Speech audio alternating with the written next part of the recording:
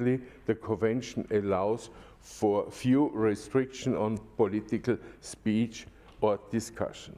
My report points to the danger of the propaganda represents and to the need of address it effectively and in more coordinated way in the view of safeguarding media pluralism and the freedom of information. I believe that states, however, should not confine their response against propaganda through restriction only. They should also focus on acting favor in fundamental rights such as freedom of expression and freedom of information. Here we need to distinguish two types of propaganda. One is the dissemination of information that is illegal. That is propaganda for war, propaganda for terrorism. The other is a dissemination of information also not illegal, can impair the development of free opinions and informed citizens' participation in the public debate and decision making. We must therefore develop holistic strategies to counter illegal propaganda that is clearly to be banned and provide effective responses to the spread of harmful through legal propaganda without feel to the temptation of censorship. Safeguards must be introduced so that the fight against propaganda does not become a tool to silence critical voice and opposition. And as your further General Rapporteur for Media Freedom, I can only say the best is a good public broadcasting. Yeah. With this in the mind, I would like to highlight the following lines of action. We need to provide people with reliable and trustworthy information on matters of public interest and to ensure transparency of governmental activities. We also need to foster equal access to information and promote media and information literacy. Equal important is the existence of a free, independent, diverse and pluralistic media landscape, including an adequately resourced public service media again. Professionals and organizations in the media sector and internet intermediaries must cooperate in the fight against propaganda.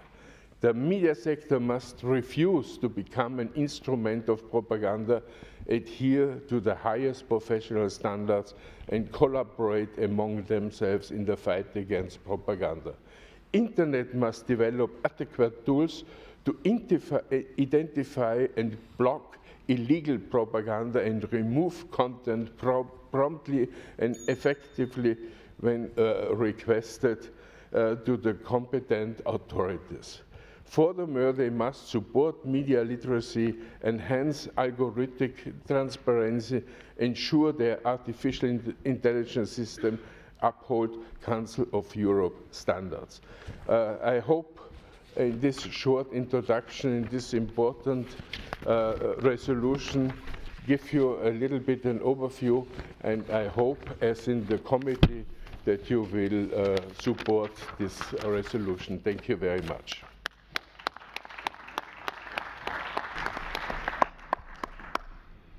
This is for sure important, dear Stefan. Dear colleagues, I now open the debate, and I call first Sal Annie Hart from the European Conservatives. Mr. President, all over the world we witness the increase of malignant propaganda aimed at manipulating public opinion, distorting democratic discourse and undermining the values that bind free societies together. The report raises valid concerns about this threat, yet we need to approach the issue from a perspective that emphasises individual freedom, responsibility and a limited role for government intervention. While no one here would defend propaganda that incites war, violence or hatred, we must be cautious about how we define and combat so-called harmful propaganda. In a free society, the right to express opinions, even controversial or disagreeable ones, must be safeguarded. The Council of Europe's commitment to the protection of free speech, as outlined in Article 10 of the European Convention on Human Rights, is a bedrock principle that one must be upheld. We should be wary of measures that, in the name of combating propaganda, could infringe on the very freedoms they claim to protect. Government overreach and censorship disguised as protectionism can create a chilling effect on legitimate debate. It's not the state's role to police thought or media. Freedom of expression and media pluralism ensure that diverse viewpoints can be heard, including those critical of governments. Freedom of speech is under threat. It's the cornerstone of democracy and must be protected. And we must emphasise personal responsibility over paternalistic government measures. Individuals must be empowered to discern truth from falsehood, not sheltered from ideas that some deem dangerous or harmful. Education, media literacy and community engagement are the most effective tools for building resilient democracies, not heavy-handed regulation or suppression of speech. We should be sceptical of calls for stronger collaboration between governments and private media to regulate content. The concentration of power in such partnerships risks creating a media landscape beholden to elite interests, further eroding trust in institutions. True diversity in media ownership and thought is essential for democracy. Governments and politicians must take responsibility for the information or lack of that they peddle to gain power. Strong democratic institutions, transparency and free independent press are vital. Democracy, like freedom of speech, is an ongoing journey. We must actively defend our hard-won rights, freedoms and responsibilities. While propaganda poses real challenges, any response must prioritise freedom over fear. Let us defend democratic values not by curbing expression, but by fostering informed citizens who can navigate the complexities of modern communication themselves. Thank you. On behalf of ALDE, I now call Konstantin Kule. Dear colleagues, first of all, I would like to thank the rapporteur who has done a difficult job, because anyone who is dealing with the issue of propaganda and disinformation in this hemicycle is faced with a dilemma. On the one hand, measures against disinformation and harmful propaganda must, of course, not violate the right to freedom of expression, but on the other hand, we have to face the reality. And the reality is that disinformation and harmful propaganda, especially coming from the Russian Federation and its proxies, is undermining the democratic discourse in Council of Europe member states. It is actors linked to the Russian state that are using every crisis they can get a hand on to undermine our democratic discourse, be it COVID, be it migration, be it the economy. The aim is to undermine trust in our institutions. The aim is to cause fear in our societies. It is Russian state-linked agencies that actively try to strengthen extremist parties that are also present in this hemicycle.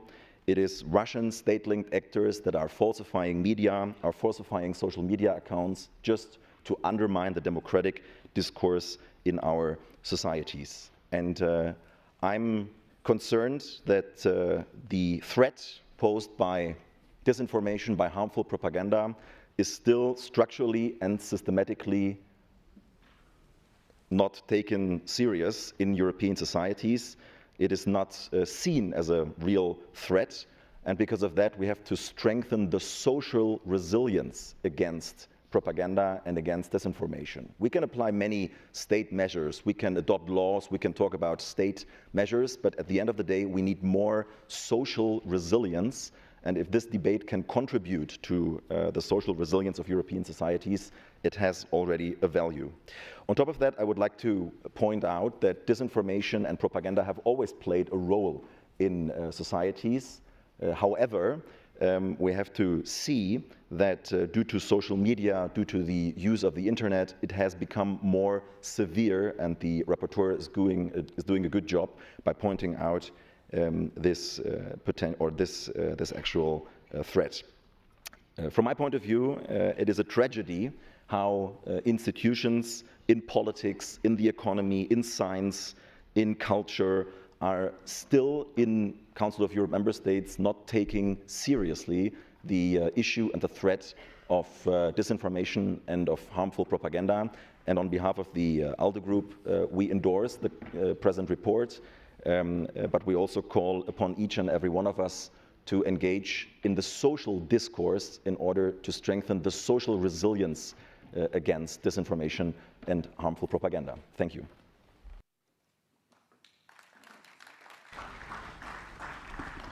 Thank you, Konstantin. On behalf of ALDE, George Loukaides. Thank you, Mr. President. Dear colleagues, I would like to thank Mr. Schenach for his diligent work on this matter of utmost importance.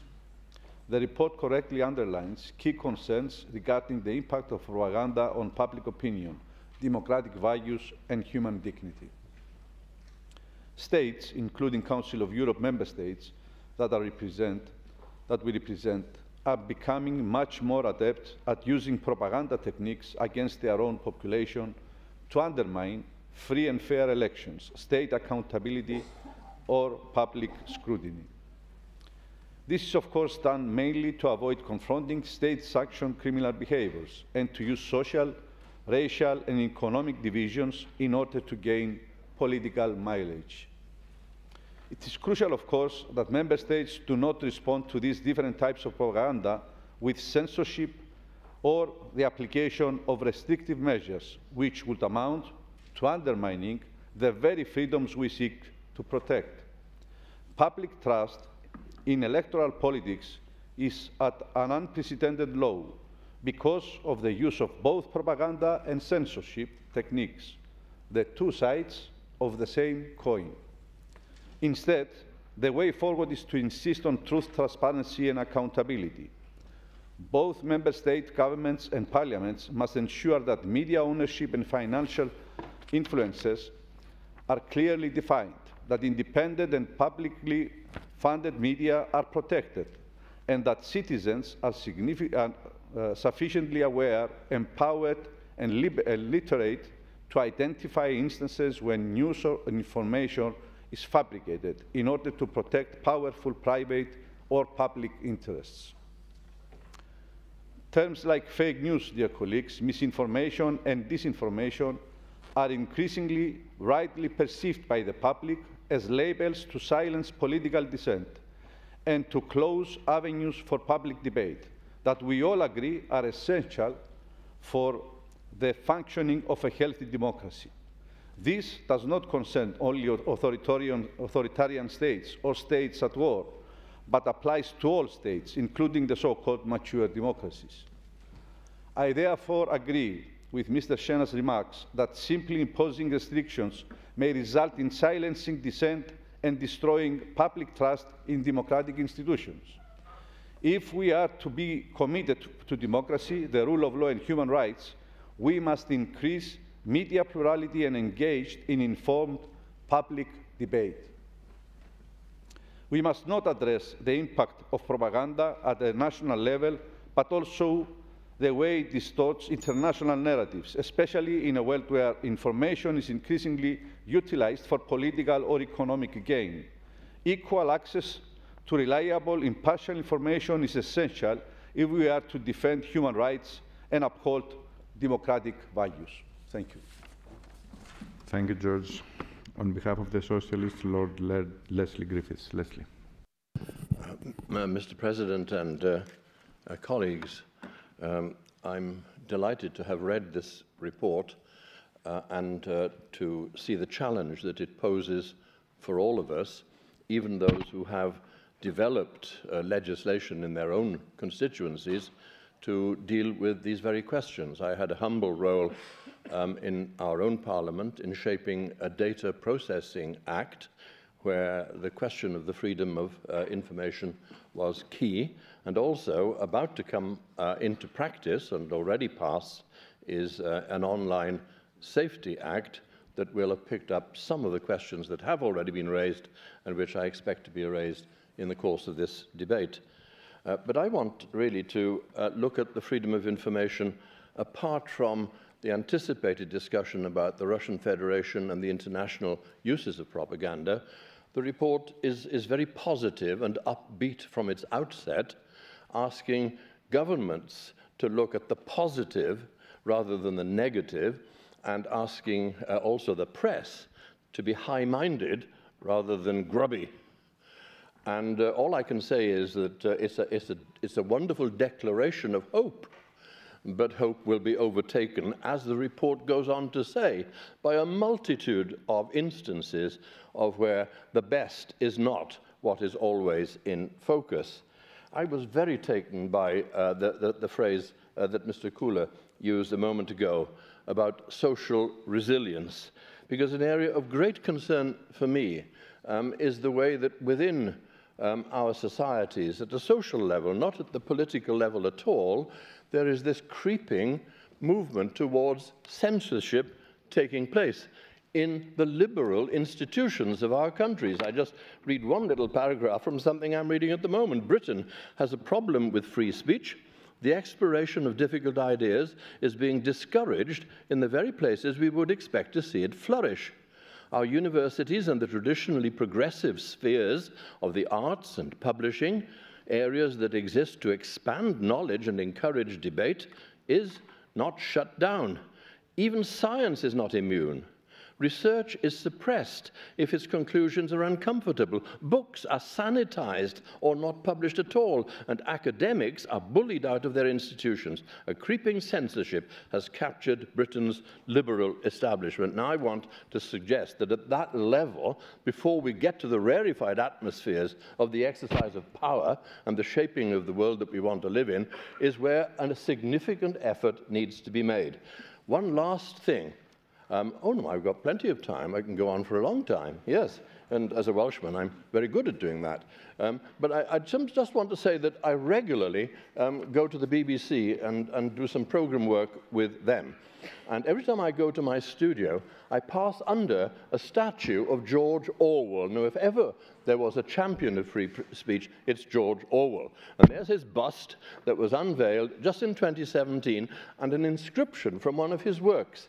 And it reads in this way, and let me just say about the BBC, I do really appreciate what Mr. Schenker said about public service broadcasting. We've got it, and it's under threat by forces that want to condition it, to put it out into the market and to do other things. But this is the quotation: "If liberty means anything at all, it means the right to tell people what they do not want to hear." Why have I quoted it? It's so self-evident. I've quoted it because, for me, I protest every time I pass underneath it, because it needs to be accompanied by another quotation that I will put into George Orwell's mouth. If liberty means anything at all, it means the right of other people to tell me what I don't want to know.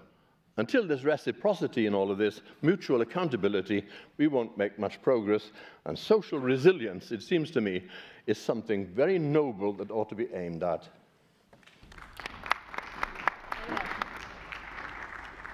I want the Assembly to know that by technical mistake, Lord Griffith's time was doubled. But, dear Leslie, it is always joy to our ears to listen to you. So now, Tassos Hadjivasiliou from EPP.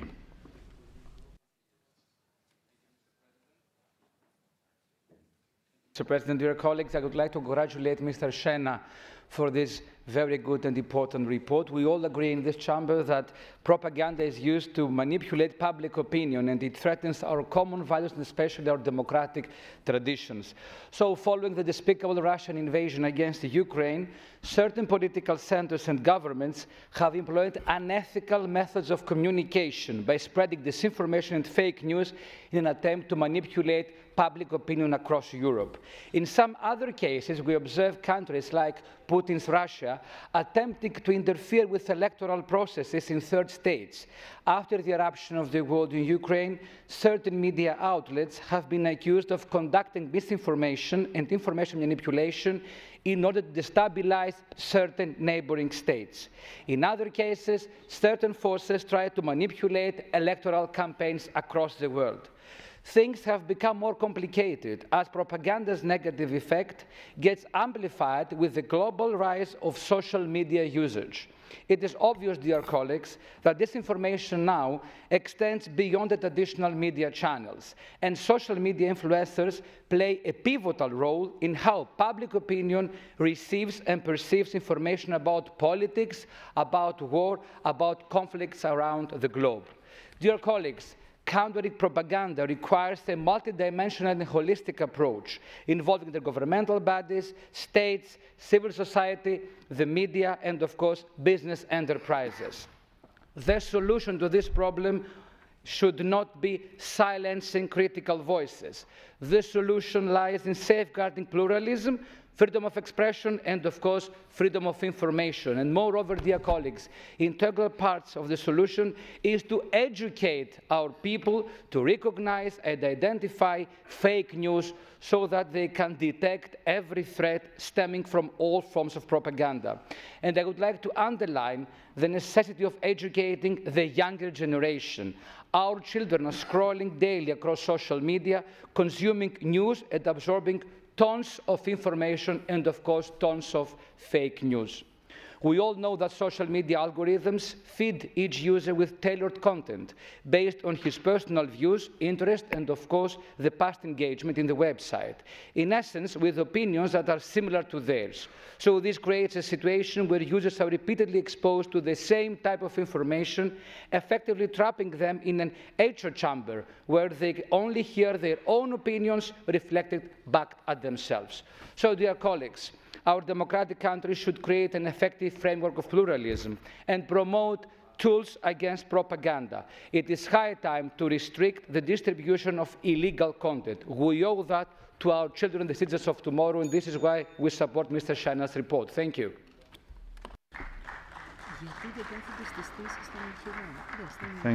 Thank you, Tassos. The floor now is for Zanda Kalina Lukasiewicz. Zanda. President, dear colleagues, this indeed is a very hot topic, and I would like to share with you 3 brief points on that. First, propaganda, or one of its very popular components, manipulation of information. Disinformation is around us every day. Russia is attacking our societies every day and every minute. We see it particularly clear when we look at the attempts to decrease the support to Ukraine, or the attempts to turn the society of Moldova away from its way to EU integration. To defend our societies and our values, we are obliged to counter malicious and fake information. It is our obligation to defend democracy. Emerging technologies, role of social platforms, as well as AI, rapid development, are among most significant issues that we have to tackle among. Secondly, disinformation campaigns, by using manipulation with information and usage of AI technologies, not always can be easily defined as illegitimate actions, with that making it even harder to fight against them. If there are concrete, targeted, harmful acts against our societies and our democracies, there should be concrete, bold response. Nevertheless, I agree that in this fight, we cannot lose our values. To be precise, we cannot threaten our freedom of expression or information. This is a challenging task, but a very clear line between illegal targeted campaigns and diverse freedom of expression should be drawn. And finally, it is not only about malicious acts of disinformation. We live in a time when people find out their news on their social network platforms, would it be TikTok, X, or Facebook, or whatever. Such platforms earn money by clicks. Unfortunately, human beings, evolutionary, are developed so that they pay attention more to the dangerous and more critical news. This gives a certain ground for different agents and adversaries to use these platforms with targeted messages of disinformation to influence the mindsets of our people, and drop by drop disrupting belief to democracy. Often the aim of our adversaries is exactly to disrupt our trust in democratic institutions and to see polarization of our societies. In conclusion, Let me thank the rapporteur, our dear colleague, Mr. Schenach, for bringing this very important topic to the PACE agenda. So we truly need to urgently address how to defend ourselves from propaganda and disinformation, and I thank this Assembly for taking it on our agenda. Thank you. Thank you, Zanda. Oleksiy Goncharenko is next. Oleksiy, you have the floor. Thank you. Thank you. Thank you, President. Thank you, dear rapporteur.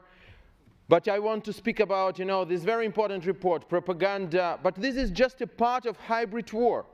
Hybrid war with Russia and its allies, North Korea, Iran, all these their crazy terrorist proxies, Hezbollah, Hamas, Houthis, and standing behind all of them, China, is conducting against the civilized world. This is the war. And we need to protect our people, both from propaganda and from their direct attacks. And we are strong enough for this. Just watch. We are all now discussing, who will be elected as the President of the United States of America? Yeah, this is an important question. But tell me why we are so dependent from this. We have everything to be the strongest power in the world. Population, more than 500 million people. Economy, #1 in the world. Combined, European Union, Switzerland, Norway, United Kingdom, some other countries, #1 in the world. Technologies, culture, education, everything. What we are lacking? Just the courage and decisiveness to act. Whom we are afraid of? We are discussing, can we give to Ukraine possibility to attack aims on Russian territory, or maybe not? Whom we are afraid of? Russia, where more than 20 million people shit on the streets because they don't have toilets in their houses. That's why they were stealing it from Ukrainian homes. North Korea, pitiful. Iran, with this Ayatollah regime, which just raising the flags and they can't even reply what's happening in their own capital when their key proxy was killed there. They can't do anything about this. Who we are afraid of? They are attacking in Salisbury, bomb Moscow. They are attacking in Berlin, bomb Moscow. If we would do this, they would never attack Ukraine. But they did this just because they saw no reaction. And if we will do what we need to do, this pitiful regime will disappear like all other else. And then Russian people will erect monuments to European liberators of them from this awful regime, as well as Iranian people will do in Tehran. So that is what's happening. And that's what we should do. We just need to be tough, strong, react on what is happening, and not just looking for some, wow, we can't do this, we can't do that. We can do everything. We are strong enough for this. Just we need to believe in ourselves and act in the way we should to protect our values, to protect our people, both from propaganda and from direct attacks. Thank you. Thank you, Oleksiy. Valentina Grippo is next. You have to, yes, you have to put your card first.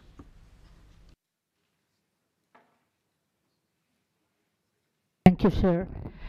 The resolution on propaganda presented by Stefan Schenach, who I thank, on which we have worked on the Culture Commission, is crucial in addressing the impact of propaganda on our society, not only, as mentioned, because in recent years we have witnessed to numerous conflicts where propaganda and disinformation have been powerful tools to manipulate public opinion and destabilize peace, but for all the other aspects that are mentioned in the report, among all, I would like to underline those who are connected with the freedom of information issues.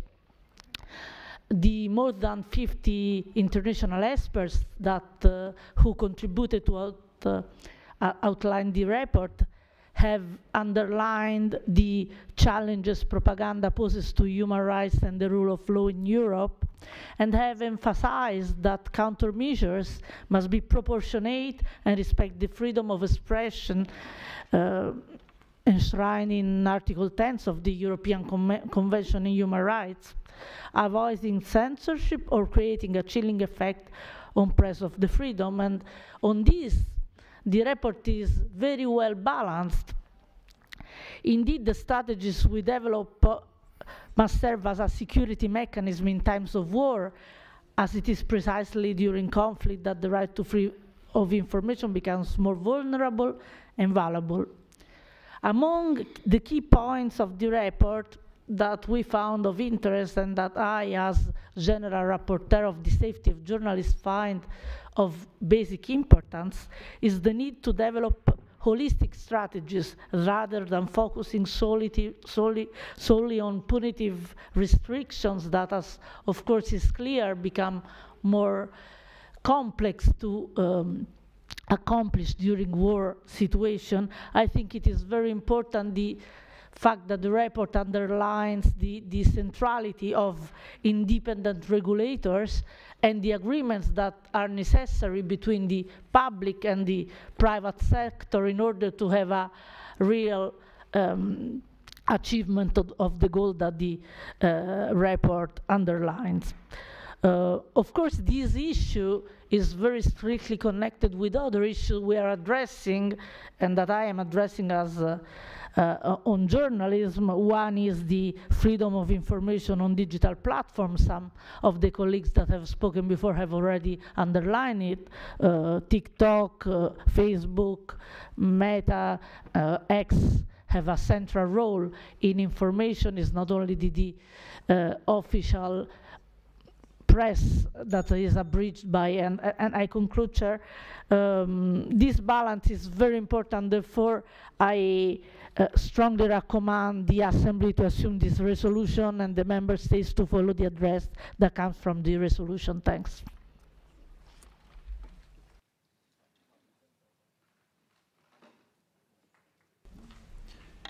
Nous allons poursuivre le débat avec Monsieur Arato. Next, Mr. Arato for Hungary. Dear Assembly, first of all, I want to thank Mr. Shanaf for this excellent report. I consider it particularly important that the report explores the problems in a complex and in-depth manner and proposes solutions in a balanced and down-to-earth manner. There is no doubt that is the entire system of information and production which is undergoing a rapid transformation. Information is created differently and reaches us differently than it was 30 or even 5 years ago. We live in the middle of the real information revolution, and as it usually happens, we do not see the end of this process, its depth, or even what are the main directions and what are the side tracks. One thing is certain, nothing is certain. There is not only a revolution of information, but also a revolution of distortion. It has been so easy to spread lies to people as recently, and society has never been so defenseless against the disinformation as it is now. The spiral of lies is fueled not only by malicious states and political forces, but also the big tech companies that do not restrict, but often support the spread of popular fake content in the charm of clicks and the associated advertising revenues. The report contains an excellent set of tools for curbing fake news and defamation, and what member states can do to support clear information spread. It considers the proposal to promote media and information literacy and invest in media and civic education programs to uphold critical thinking to be particularly important. I think when all information available without criticism and restriction, common sense and critical spirits are the strongest line of defense against lies. Of course, this requires an education that itself respects and supports the independence, uniqueness, and critical spirit of students and teachers. But the Council of Europe can do more in this area itself.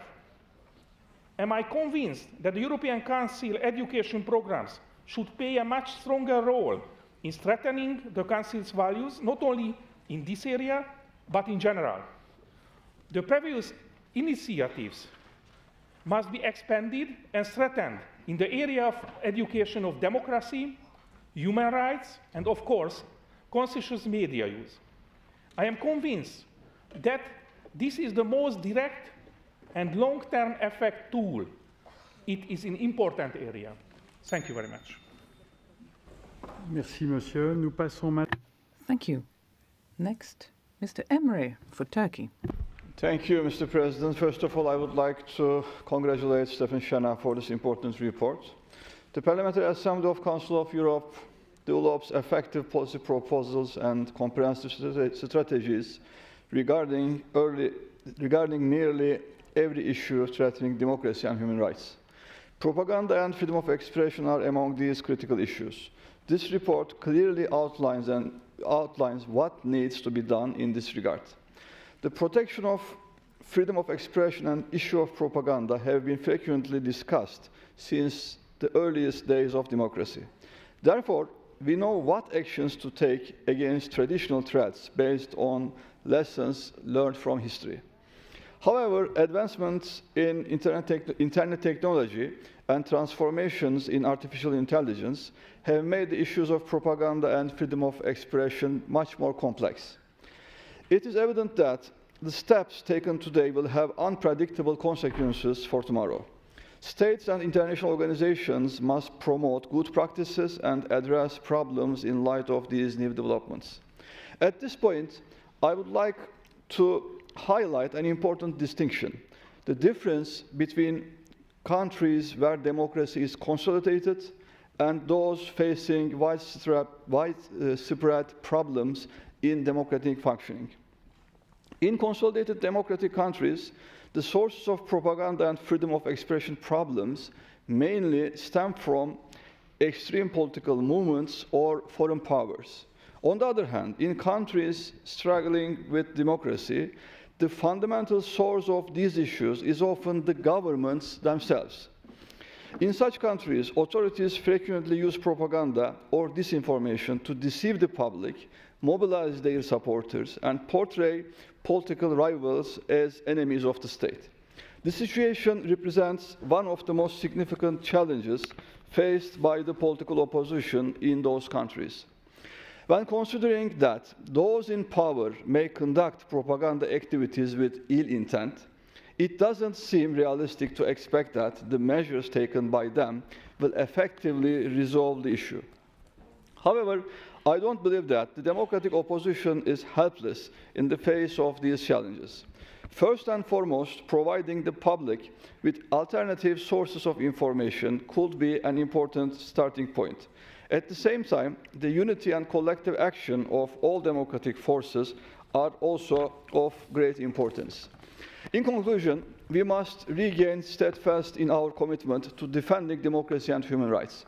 By working together and fostering open dialogue, we can confront the challenges posed by propaganda and ensure that freedom of expression thrives in all contexts. Thank you. Merci, monsieur. Thank you. Next, Mrs. Danuta Jaslowiecka, on behalf of Poland. President. Dear colleagues, a report prepared by Mr. Stefan Schena is crucial for the future of democracy in Europe. The report highlights the complex and dangerous nature of propaganda, as well as the importance of striking the right balance between combating it and protecting freedom of speech. Freedom, which is root of democracy. Propaganda is a powerful tool of manipulation that can destroy the reality, steering societies towards authoritarianism and inciting violence and even war. Reporter emphasizes that we cannot underestimate this threat, particularly in the context of rapidly developing digital media or artificial intelligence. These platforms, when misused, can manipulate public opinion and undermine the foundation of democratic system. A key point in the report is the need for independent media regulators. Only independent body can objectively address cases of propaganda and misinformation without turning into tools of censorship. When these bodies are controlled by politician forces, genuine media freedom is at risk. Collaboration with the media and internet sectors is another crucial pillar that the report highlights as essential in the fight against propaganda. The internet, social media, and news platforms have become the primary sources of information for many citizens. It is on these platforms that misinformation spreads the fastest. The report calls for a mechanism of self-regulation and accountability on this platform, as well as more effective tools to combat the fake news. We must also not forget the role of media literacy. Citizens must be equipped with the critical thinking skills and the ability to assess the reliability of information. This is especially important in the digital age, where information can be manipulated in many ways. Media literacy should be integrated into educational system, helping people develop the skills necessary for independent and informed consumption of information. In conclusion, I would like to stress that the fight against propaganda must not mean limiting freedom of speech.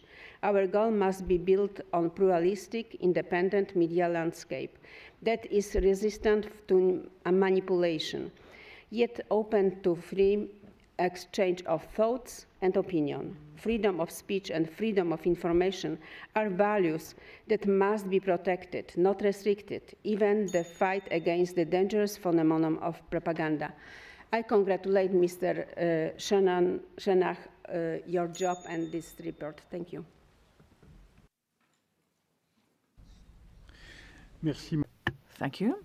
Next. Mr. Babakan, on behalf of Turkey. Mr. President, while the subject of freedom of expression is being tried to be expressed in terms of principles and values from a European perspective, on the other hand, it has turned into a phenomenon that contains serious contradictions in recent time. Here, we encounter a framework for freedom dominated by political projections and political baggage. For example, while the most serious insults and humiliations against the sanctity of a religion are tolerated within scope of freedom of expression, or a series of serious criminal cases from advocacy of terrorism to hate crimes are ignored, on the contrary, the expression of a clearest fact is coded with certain labels and systematically banned.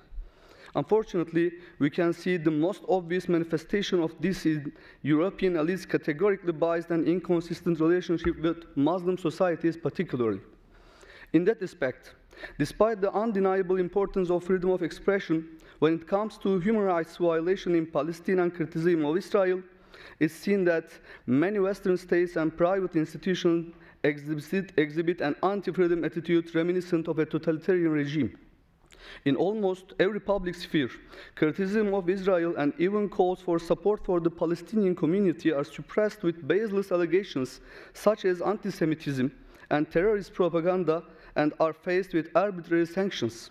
Some few examples just over within the first 3 months after October 7. Jackson Frank, Michael Essien, David Velasco, Zahra Hakraz, Steve Ball, and dozens of journalists and editors are fired over their statements criticizing Israel's barbarism against civilians. France, Germany, UK, Switzerland, Austria, Hungary, Netherlands banned peaceful demonstrations and meetings in support of Palestine. An award ceremony for Palestinian author Shibli at the Frankfurt Book Fair was cancelled. French Interior Minister Gérald Darmanin accused French national footballer Karim Benzema of having a notorious relationship with the Muslim Brotherhood after he posted a support for civilians on his social media account. Columbia University in the US suspends activities of student groups opposing human rights violations in Palestine. Artist Fazıl Say, who criticized Israel's attacks on Gaza, announced that his concert in Switzerland was cancelled. Mainz, a team in Bundesliga, terminated the contract of its player Anwar Ghazi due to his social media posts supporting Palestine. Thousands of violations aimed at restricting Palestinians' freedom of expression on digital platforms have been reported by Human Rights Watch. Social media outlets have removed numerous content about Palestine and suspended user accounts. These all have been selected to give an idea of extent of systematic censorship and restrictions, showing the double standard completely woven with political and ideological commitments of the European elites, unfortunately. Thanks. Merci, monsieur. Thank you. Next, Italy, Mr. Verducci, you have the floor. Grazie, Presidente. Thank you, Mr. President, dear colleagues. For a long time, we had the illusion that Internet and Web 0 was going to strengthen freedom of information so as to allow anyone to create and distribute content. But in reality, it's disintermediation, taking away the role and reputation from journalism that has struck at the fundamental pillar of any democratic system. Free, autonomous, independent journalism is a necessity, and today it is under attack. The net is full of propaganda disguised as journalism, and then we know that there cannot be any form of public opinion without correct information, and there cannot be democracies without public opinion. Disinformation poisons democracy. It's a virus that distorts the relationship between truth and freedom. Today, most of us get our information from social networks, and these platforms, nonetheless, are entirely free of any type of public service ethics, deontology, correctness, objectivity, pluralism. These platforms are managed in a very discretional way by private actors who decide what should be published and what should not, what should be discussed, what should be not, and the agenda of our thoughts and of our language is at stake. With private sector players, with economic and political instruments, and we therefore have an exponential growth in all the different forms of conflict we may see, with the danger for democracy that involves. We've seen conspiracy theories go viral on social, false accounts which create social tensions, foreign players who influence elections, criminals who steal personal data. These are words from Berners-Lee, who is the inventor of the web. Disinformation interfaces with what we used to call regime propaganda, and a very close connection with hate speech, which is always fed by prejudice and stereotypes, which always seek to fool people. The historically most important symbol, as a case, was the production by part of the secret police of Russian Tsarist times of the protocols of the Learned Elders of Zion, which was a forgery that created in all of Europe a ferocious spiral of anti-Semitic hatred that led to a horrible popular consensus, leading us in turn to the abomination that was fascism, Nazism, and Shoah. Mr. President, I wanted to thank our rapporteur, Mr. Shanak, for this important work done against disinformation. We need a global strategy, international rules, and a legal framework which will finally become a solid one, which will strengthen and repair our democracies. Thank you. Merci, monsieur. Thank you. Next, Mr. Kleinwächter for Germany. You have the floor. Thank you, Mr. President. Dear colleagues, many of you were in the hearing with Julian Assange this morning, and he said something very interesting. He said he was away from the world for 14 years, and now that he's reappeared, freedom of expression and freedom of the press are even in a worse state than at the time. Think about that. In a period when there are so many ways of expressing ourselves, people have the impression that they are allowed to say less than ever before, out of fear of being discriminated against by the algorithm, fear of accusation, of discrimination, of being called a climate denier or a conduit for Russian propaganda. Parties who are represented here are being called Russian propagandists because they use inconvenient facts and figures, and that is not right. The right to free expression is central. It is crucial.